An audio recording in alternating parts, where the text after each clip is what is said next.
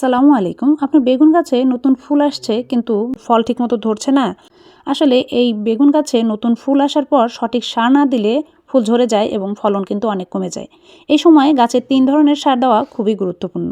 আসুন তা জেনে নেই। সার প্রয়োগের আগে বেগুন গাছের যে ডালে ফুল ধরেছে তার নিচের দিকের সব বয়স্ক পাতা এবং নতুন শাখা বা কুশিগুলো কেটে দিতে হবে।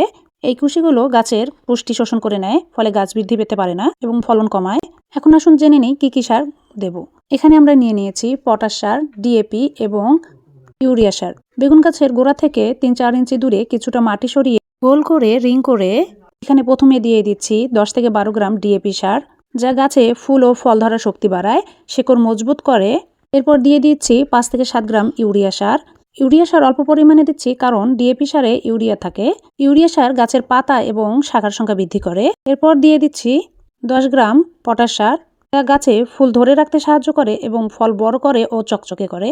এরপর এই সারগুলো আমরা মাটি দিয়ে ভালোভাবে ঢেকে দেব এবং পানি দিয়ে দেব। এমনভাবে পানি দেব যাতে পানি জমে না থাকে।